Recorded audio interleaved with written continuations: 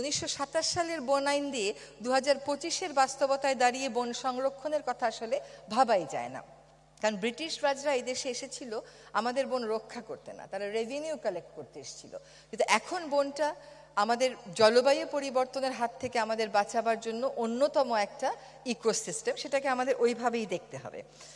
আমরা সবসময় শুনে এসেছি যে এনভায়রনমেন্টাল পারফরমেন্সে বাংলাদেশের অবস্থান হচ্ছে 180টি দেশের মধ্যে 179 না, 180টি দেশের মধ্যে 179, 179। এই 179 থেকে এই মানটাকে টেনে তোলা এটা একদিনের বা 3 মাসের বা 6 মাসের বিষয় না। এটা সরকারের সমস্ত মন্ত্রণালয় যখন একসাথে কাজ করবে, উন্নয়নের দর্শনটা যখন আমরা ভিন্নভাবে ডিফাইন করব, উন্নয়ন প্রকল্পগুলোকে যখন আমরা ভিন্নভাবে নেব, তখনই এই প্রক্রিয়াটা শুরু হবে। যখন আপনি তালিকায় 50 নম্বরে যাবেন, সেখান থেকে 40-এ 30-এ আসাটা সহজ, কিন্তু 179 থেকে এটাকে উপরে টেনে নেওয়ার কাজটা আসলে বেশ জটিল এবং সময় সাপেক্ষ। তবে সেই কাজটা আমরা শুরু করেছি। আমরা কাজের ক্ষেত্রে প্রাধিকার হিসাবে বায়ু দূষণকে আমাদের নিতেই হচ্ছে, কারণ বাংলাদেশের বাতাস, বিশেষ করে ঢাকা শহরের বাতাস প্রায় দূষণের দিকে 1 নম্বরে চলে যায় এবং এই ধারা চলছে গত 10 বছর যাবৎ। শব্দ দূষণে বাংলাদেশের অবস্থান 1 নম্বর। আর শিল্প দূষণে আমাদের নদীগুলোর এখন এমন অবস্থা যে পানি আনতে আমাদেরকে এখন মেঘনা যেতে হচ্ছে। ঢাকার 7টা নদী দিয়ে ঢাকা শহরের মানুষকে আমরা পানি দিতে পারছি না, এবং প্রধান কোনো নদী আসলে আর দূষণমুক্ত নেই। আমরা বন্যপ্রাণী সংরক্ষণে যেমন কাজ শুরু করেছি, তেমনভাবে 2টা জিনিসকে আমরা প্রাধান্য দিচ্ছি। একটা হচ্ছে হাতি মানুষের দ্বন্দ্ব কমানো, 3টা জিনিসকে। মেছো বিড়াল সংরক্ষণ, যেটাকে প্রায়ই মেছো বাঘ ভেবে মেরে ফেলা হয়। আরেকটা হচ্ছে বাংলাদেশ থেকে হারিয়ে গেছে, প্রকৃতিতে আর নেই, কিংবা প্রকৃতিতে থাকলেও মারাত্মক সংকটাপন্ন 3-4 বছরের মধ্যে হারিয়ে যাবে এমন বন্যপ্রাণীগুলো আবার প্রকৃতিতে ফেরত দেওয়া।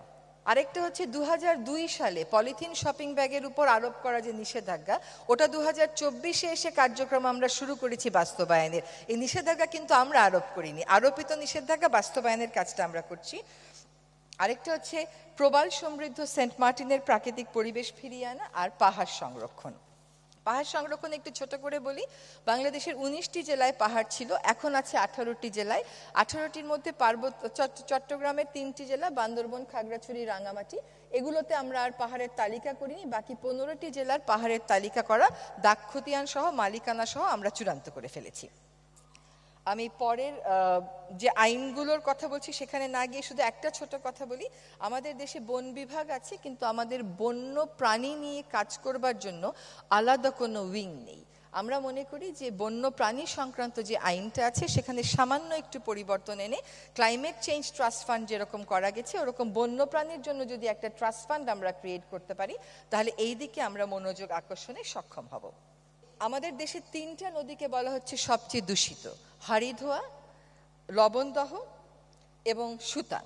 আমরা এই 3টি নদীর পরিবেশগত ব্যবস্থা পুনরুদ্ধারে কার্যক্রম অনুমোদন করিয়েছি এবং কার্যক্রম শুরু করেছি।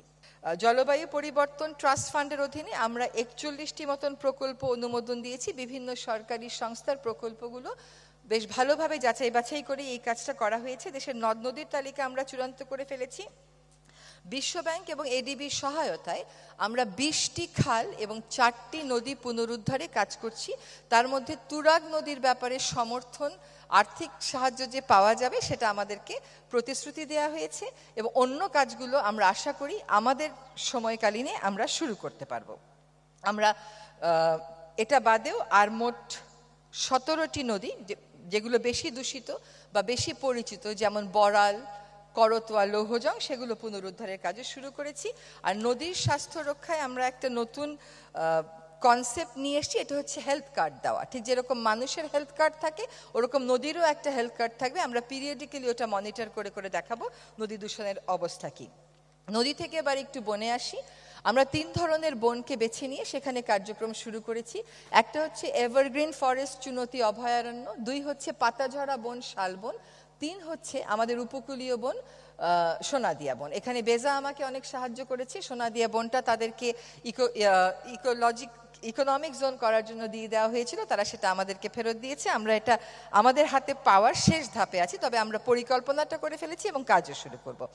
এ পর্যন্ত সরকার এই 10 মাসে 11,459 একর বনভূমি উদ্ধার করেছে। এবং আমি যখন আপনাদের সামনে আজকে কথা বলছি, তখন আমাদের চট্টগ্রামে বেদখল হয়ে যাওয়া বনভূমিতে স্থাপনা করা হয়েছে এমন একটা স্থাপনা ভাঙা হচ্ছে। আমরা মধুপুর শালবনটা শুধু যে পুনরুদ্ধার করার পরিকল্পনা নিয়েছি তা না, একটা গাছ কেটে ফেলতে আপনার একদিন লাগে, কিন্তু একটা গাছ রোপণ করলে ওটা বড় হতে 10 থেকে 20 বছর লেগে যায়। ফলে যে এই পরিবর্তনের প্রক্রিয়াটা আমরা শুরু করেছি তাতে সময় লাগবে, কিন্তু কাজটা শুরু হয়ে যাক।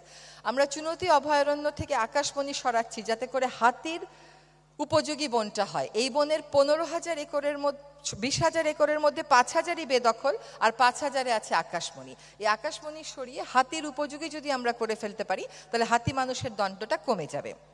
সজন সিপিভিসি পাইপ বাংলাদেশের 1 নম্বর এনএসএফ সার্টিফাইড সিপিভিসি ব্র্যান্ড।